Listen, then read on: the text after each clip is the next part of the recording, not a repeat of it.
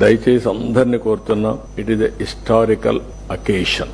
మనం అందరం కూడా ఒక ఇన్స్పైరింగ్ టైంలో ఉన్నాం. ఏది కావాలంటే అది చేయడానికి అనుకూలమైన పరిస్థితులు ఉన్నాయి. కానీ మన రాష్ట్రానికి వచ్చినప్పుడు కొన్ని ఇబ్బందులు ఉన్నాయి, ఆర్థిక ఇబ్బందులున్నాయి.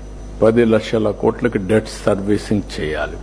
డీఫంక్ట్ అయిన వ్యవస్థ ఇప్పుడిప్పుడే ఒక్కొక్క దాన్నే ఘాట్ని పెట్టుతున్నాం. 98 సెంట్రల్ స్పాన్సర్ స్కీమ్స్ టోటల్ గా డీరేల్ అయిపోయినాయి. దానికి కారణం కేంద్రం ఇచ్చిన డబ్బుల్ని డైవర్ట్ చేసి, కొన్ని డబ్బుల్ని మిస్యూజ్ చేసి ఖర్చు పెట్టకుండా చేశారు. కాబట్టి కేంద్రం ముందు మీ అకౌంట్ సెటిల్ చేయండి, తర్వాతనే మేము చేస్తామంటే, ఇప్పటికే మనం వీళ్ళు డైవర్ట్ చేసిన దానికి మళ్ళా మనం డబ్బులు ఖర్చు పెట్టి యూసీలు తీసిపోయి ఇచ్చి 77 స్కీముల్ని స్ట్రైటన్ చేశాం, మళ్లీ లాంచ్ చేశాం. ఇప్పుడు అవన్నీ కూడా ముందుకు పోయే పరిస్థితి వస్తా ఉంది.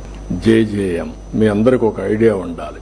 జేజేఎం లో మొత్తం ప్రధానమంత్రి గారి ఉద్దేశం సస్టైనబుల్ వాటర్ రిసోర్సెస్ నుంచి, ఏదో ఎండిపోయే చెరువుల నుంచి కాదు. ఎక్కడైతే నికరంగా ఎప్పుడూ నీళ్లుంటాయో అక్కడి నుంచి పైప్ లైన్ వేసి ఇంటింటికి ట్యాప్ ద్వారా నీళ్లు ఇవ్వాలనేది ఆ ఉద్దేశం. అదే మరి అర్బన్ ఏరియాల్లో కూడా ఇదే మరిగా డ్రింకింగ్ వాటర్ ఇవ్వాలని కార్యక్రమానికి శ్రీకారం చుట్టారు. ఈ 2 కూడా డీరైల్ చేశారు. 20 వాళ్ళు ఆ రోజు ఇచ్చిన ప్రాజెక్టే లోపభూయిష్టంగా ఇచ్చారు. అంటే బోర్ వేసి బోరు ద్వారా ట్యాపులు పెట్టి నీళ్లు ఇస్తా అనే కార్యక్రమానికి శ్రీకారం చుట్టారు. వర్షాలు పడకపోతే బోర్లు ఎండిపోతాయి, బోర్లు ఎండిపోతే నీళ్లు ఉండవు. దీనికి 28,000 కోట్లు శాంక్షన్ చేపిస్తే 2,000 కోట్లు కూడా ఖర్చు పెట్టలేదు. ఇది 2024కే క్లోజ్ చేశారు. Target is 2024. ఇప్పుడు అది క్రాస్ అయింది. మళ్లీ మేము పోయి రిక్వెస్ట్ చేస్తే ఎక్స్టెండ్ చేశారు 2 years.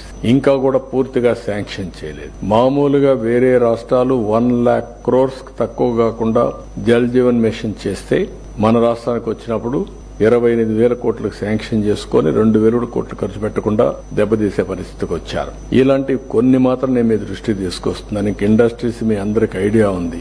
అందరూ కూడా ఇండస్ట్రీ పెట్టాలంటే భయపడే పరిస్థితికి వచ్చారు. What is the guarantee for investment అని అక్కడి నుంచి కాన్ఫిడెన్స్ బిల్డప్ చేస్తున్నాం రోజు రోజుకి.